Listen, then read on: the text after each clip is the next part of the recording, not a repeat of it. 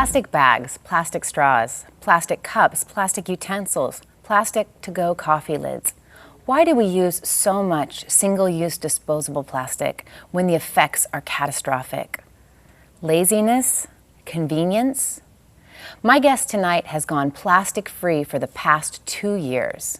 Sarah Mae Nelson is a climate change interpretive specialist at the Monterey Bay Aquarium. From Monterey Peninsula College Library, I'm Kate Daniels, and this is Evening Insight.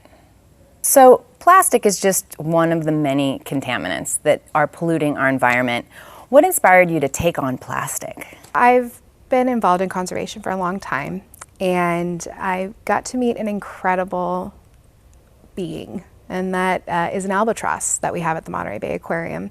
Her name is Makana, and when I met her, I started to really understand how what I used every day was impacting the environment, because I got to meet essentially an entity that focused that, and with her I decided that I had to make a difference. I met this being that you're talking about, a beautiful bird, and I didn't realize, actually I was planning on talking about her a little later in the program, I didn't realize that she was the animal that inspired you, and I too have met Makana, and anyone can go to the aquarium, I think once a day, correct? Yes. And meet Makana. And that story that you're telling, it is absolutely devastating to see other albatross and what has happened to them. What is the story? I know that you can see pictures online of dead albatross, in particular the chicks. And what are they eating and what is happening to them and why is it killing them? Yeah. So albatross are a very long-lived animal. They live on average 50 to 90 years, depending on the species. So they're very similar to people in a way that they mature late in life, they have relatively few young at a time, and then they have a lot of parental care focused on those young.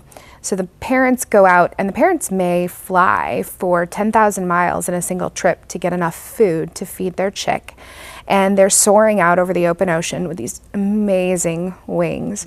And historically, for as long as albatross existed before people, anything they came across in the ocean could be eaten. Even if it was volcanic pumice or sea beans or plant material or wood, they could eat it and it wouldn't really impact them in a negative way. Their body would eventually digest it. So when plastics came on the scene, really in the 50s and 60s is when they started to become prevalent, and it started floating in the ocean. It just became something that attracted their attention as normal prey, such as fish and squid would, and the parents began bringing it back to the chicks. Now, what adult albatross can do that chicks cannot is they have the ability to regurgitate undigestible material. The chicks do not yet have the muscle ability to do that, and so the parents will feed the chicks. They get stomachs full of plastic, they can't digest it, eventually their stomachs become so full that they can't consume real food, and they essentially either dehydrate or starve. And that's why it's impacting chicks more than it's impacting adults. Fortunately, because they're long-lived species, there are not really major impacts for many of them yet, but as we get further along down the line, we're going to see major impacts to the populations of albatross out there. So it's not just the albatross that can't digest plastic. It really seems as if the oceans, our entire planet, is having trouble digesting albatross, plastic. Talk about the lifespan of plastic and why it is such a detrimental material for our planet. So the planet makes certain things that essentially last forever. A really great example is a diamond. A diamond is carbon that under extreme heat and pressure has been made into the hardest substance known. And essentially we take carbon, hydrocarbons, put them under extreme heat and pressure and make them into plastic. So similarly, it's something that just lasts and lasts and lasts. There's no natural process for degrading it. Once you take hydrogen and carbon in the form usually of fossil fuels and make it into a plastic, it will stay a plastic polymer forever. It may break down into a monomer, which is a single molecule of plastic, but it will never break down into hydrogen and carbon and the other constituent materials. So since it has this lifespan that's essentially forever, and we're building more and more of it, paint a picture for us of what some of the beautiful places that we all love. Here in the Monterey Peninsula, we have the ocean that's with us. Everyone who's here has a relationship in some way, in some form with the ocean, as well as some of the most beautiful places on Earth. What is the impact of plastic, Ben? Most beautiful places and places which are their development in a certain way is not able to hide what has happened. So one of the things probably many people are familiar with, say Hawaii, is the beautiful black volcanic sands that come from that really rich basalt rock that is the volcanic islands. Imagine now a beach, and it's a beach that looks pretty normal, but instead of the sand being made out of rock, the sand is now made out of plastic. And we have beaches that is the case. You have to dig down 3 feet before you can reach actual true sand. That is how much plastic has been made into these tiny little pieces. I fortunately had the ability to visit Panama, and it's an amazing country. The rainforests are spectacular, but you go to the canal, you go to the oceans, and the litter that's there is overwhelming.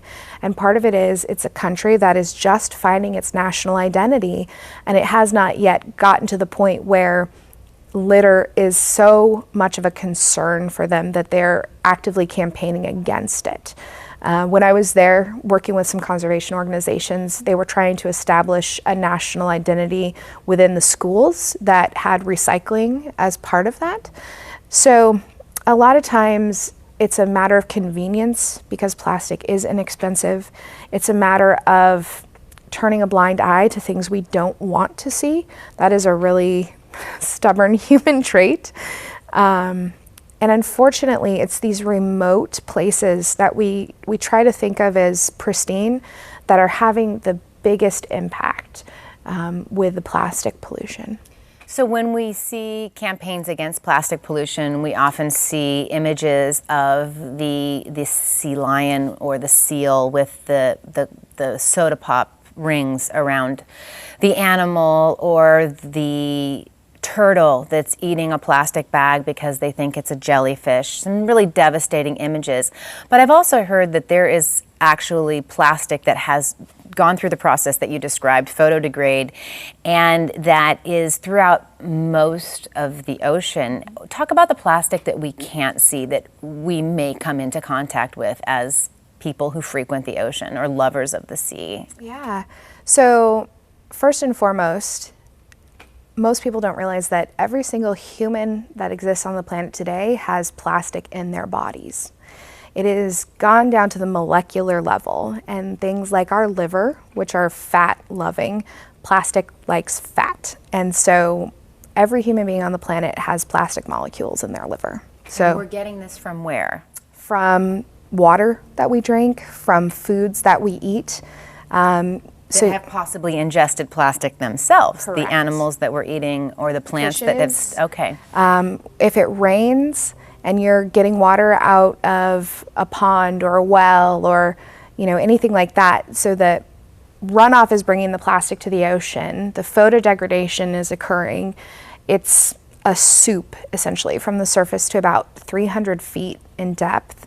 And it's getting down to the molecular level, so much so that when evaporation occurs or water is turned up because of waves and wind, that it is essentially brought into the air as an aerosol particle, and then it rains back down on us, and it's become part of a water cycle of all things. So in the 80s, we became really familiar with acid rain and the problems that was causing, but now we're having plastic rain. And it's causing problems, but not in the same visible sort of way that acid rain is. And so it's kind of a problem that people disregard. As you said, it's sort of that invisible enemy that nobody really realizes is there.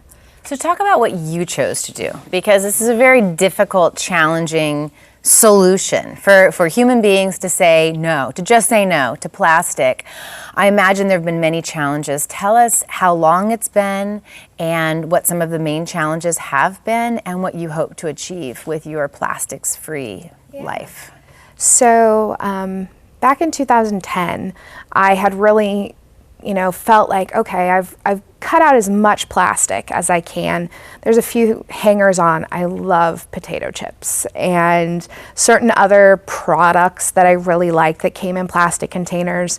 And I knew the only way I could force myself into giving them up was to make a jump. And I decided that for the year 2011, I would commit to doing a year with no plastic. I knew that it was going to be hard. I really didn't understand at first what it was going to entail. And there are some things that I have not been able to get rid of, and it is because of laws in our country that require plastic to be used in certain cases. So that was January of 2011 was when I started, and it's coming up on a couple of years now. And it's really, I've been able to eliminate everything pretty much food related, but medicine is the biggest one I haven't been able to eliminate. I have asthma, and so I need an inhaler. I was able to call up the pharmacy and say, instead of giving me a 2-piece canister and mouth guard, can I just get the canister so I don't have to get 12 mouth guards every year? And they said, yeah, why not? It's just that nobody asks for it. Nobody's aware of it.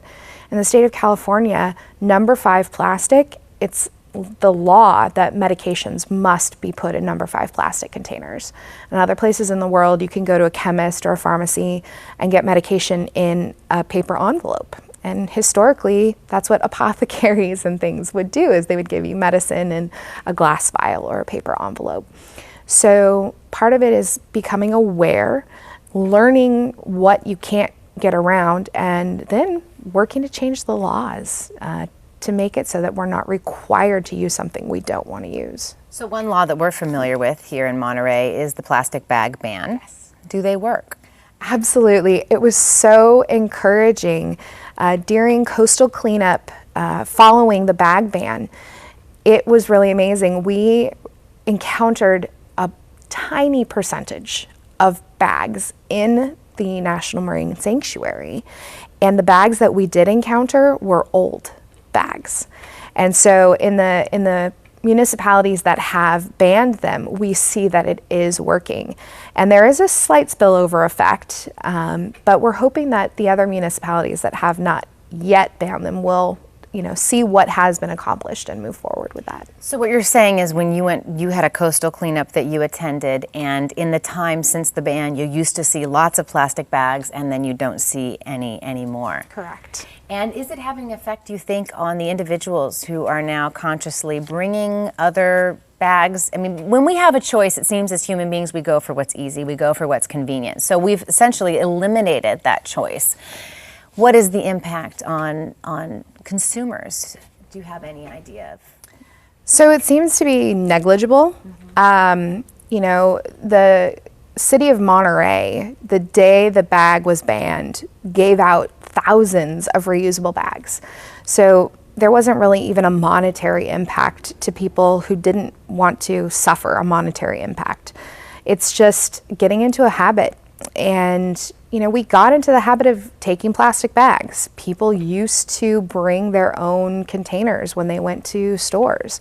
And then, bags came up, people wanted to sell them, and so they just started giving them to us. And it's become a habit, and like any habit, you can choose to change it. And once you change it, it just becomes part of your life. So I noticed on the website of the aquarium there was a mention of John Cleese, who's become his own activist in terms of plastic refusal. And he's counting apparently the number of plastic bottles that he has refused since he started counting, and it was well over 1,000 bottles that he's refused. Talk about the lifespan of something like a plastic bottle. We tend to feel somewhat clean after using a plastic bottle if we throw it in the recycling. So what is the issue with plastic bottles and recycling, and why is so many of our lids and bottles actually ending up not in a recycling place, but instead in the ocean or in big trash? Yeah. So plastic bottles are generally made out of fossil fuels, petroleum that is brought up, refined. There are 7 different types of plastic that are commonly used.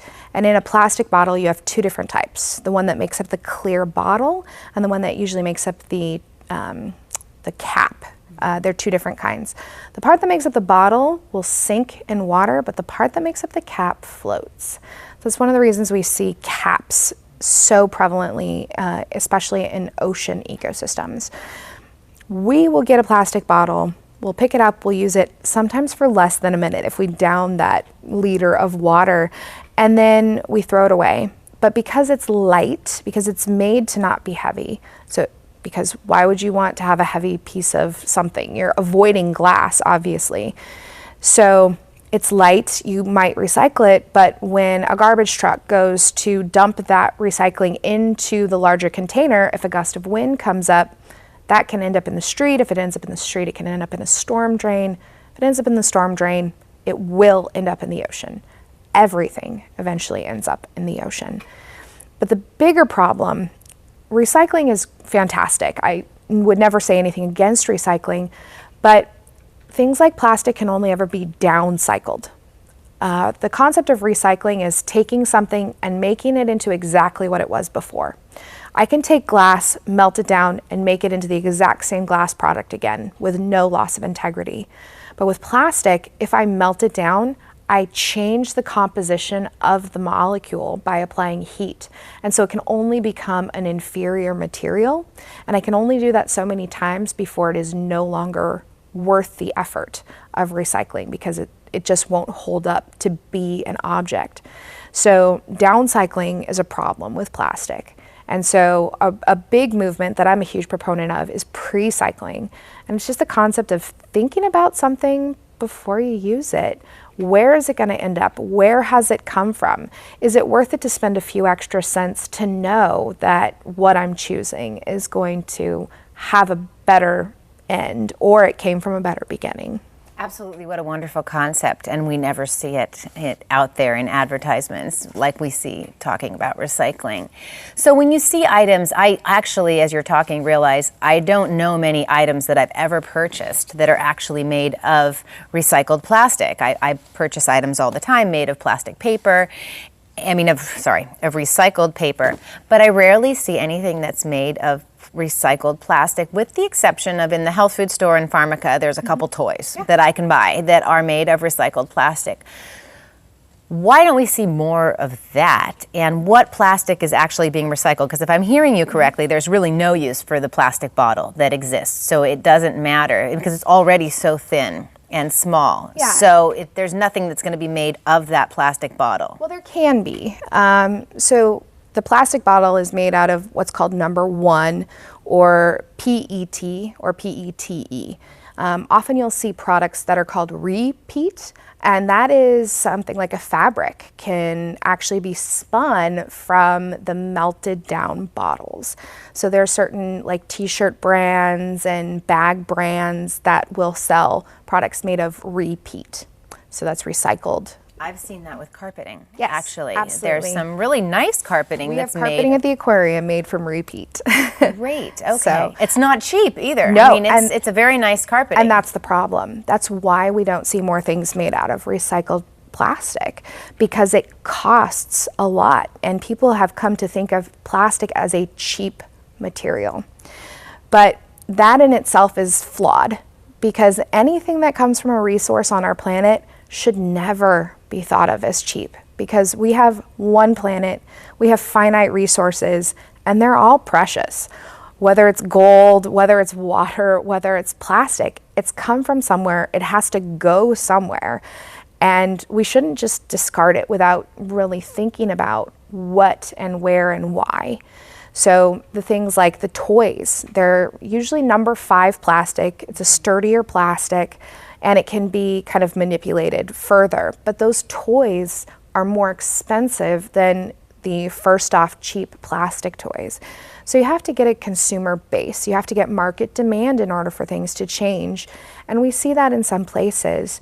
Unfortunately, with the world being what it is, not everyone has the money to do that. I'm a single woman. I have the opportunity to invest my money where I choose, and I choose to buy those products that I know are going to last. And also, I'm voting with my dollars by saying, this is what I want, make more of it, not just for myself, but also to bring down the costs for people who can't afford it as it currently is. So you talk about voting with your dollars, and what about voting in terms of voting for leadership? We don't hear much in terms of the climate change conversations that are happening or the environmental big conferences that occur. Plastic bottles. Has there ever been any initiative to ban plastic bottles as we've banned plastic bags in some areas? You reach really the head of the question. The backers behind plastic are the same backers behind the fossil fuel industry. It's big oil, big petroleum. They have a lot of money, and they can quash campaigns really quickly. Now, there is absolutely a reason for bottled water in many cases. If you look back to natural disasters where you can't get clean water in, absolutely, in a case of an emergency, yes, let's use those plastic bottles. And so that's often used as an argument as to why we need to keep it around. Sure, keep it around, just don't keep it around in the billions, keep it around enough to supply for those emergencies. So there have been people who have been dedicated to these things, but on a state or federal scale, it's almost impossible to get it passed. So we're really looking at local, city, county, and from there moving out to state, federal, international. And it's been successful. That's the really amazing thing. We started, San Francisco was one of the first places in California. Great city, they do so much. They do. It doesn't matter what the issue is, they're Absolutely up ahead of everyone else. And really, a lot of other cities in California took the cue from San Francisco. LA has now banned plastic bags. San Diego has banned plastic bags. San Jose, Monterey. Styrofoam has been the next sort of option that's been up there. I'm really going for the next one to be plastic straws. I think if we eliminate straws, we're continuing to move down that path. I think the plastic bottles will take a little bit longer, just because the corporations that manufacture them have so much money. They're Pepsi, huge. Coca-Cola. Absolutely. So if we continue down that path, the great thing about California as well is we are a leader in the nation. What happens here often follows very quickly on the national level. And so it's kind of a snowball effect. And I'm really part to be one of the snowflakes in the snowball. And I'll just continue to be a voice. I really love the quote by Louis Brandeis, former Supreme Court Justice. He said the most important role in government is that of the private citizen. And we forget that we're the ones who are the foundation that this country is built on. And if we don't like the way things are, we need to speak up about it.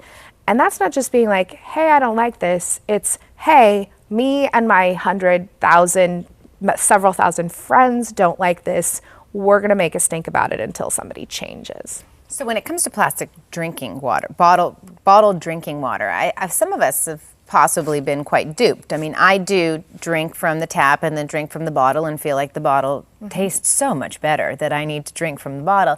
Tap water, is it good to drink? Is there an issue with tap water? Tap water is cleaner than any bottled water you're going to find. Most bottled water is actually tap water from a different municipality. So in the state of California, we have extremely high water quality standards. So if you're bringing in bottled water that is essentially tap water from another state, what's coming out of your faucet is way better than what's coming out of that bottle. But we've been sold, as you said, on this idea of essentially sanitation, that it's enclosed and it's pristine and it's clean. And so we've been made to think in a different way. Human beings have been around for how long? And plastic's only been around for about 70 years. how did we survive as a species for thousands and thousands of years without plastic? Obviously we did, or we wouldn't be where we are. So we can survive without it. Give some advice to the person who's having a moment right now, maybe watching this program going, wow, maybe I can stop using plastic. What's your advice to them in terms of sort of beginning this journey into living plastics free? It's really small. You start with one step. Pick one item for 1 month and make it a habit to go without.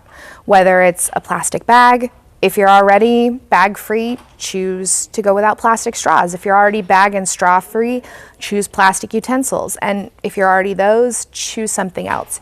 Continue to choose the next step. Never suffer complacency, because that is when bad things happen, is when good people become complacent. And just keep taking those steps. You're successful for a month, celebrate that success with choosing another thing and adding to that.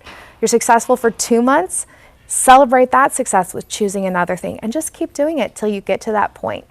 Because I started that way. I started with a single choice. You know, I could not have started going plastic free from point A to point B. It took point A, B, and many points in between. Are there any resources you could share with us about where we can direct our viewers? Absolutely. There's a lot of great organizations. There's a fantastic film called Bag It. They have a great website about banning things and what to do as alternatives. Some fantastic organizations, Simply Straws, they're a glass straw company that has tons of information about how to be plastic free. Locally, a fantastic woman by the name of Nicole Martin opened Ma's Green Living. She quit her job because she could not find the products that she wanted, so she started a store to provide those products to other people. Fantastic. And it's small things like that. It's supporting those local businesses, supporting those small steps, and really utilizing those resources. And in this case, I'm supporting her, a good friend of mine now, by sharing it with the rest of you. Fantastic. Sarah Mae, it's wonderful having you on our program. Thank you for joining us this evening. Absolutely. It was great to see you, Kate. All right.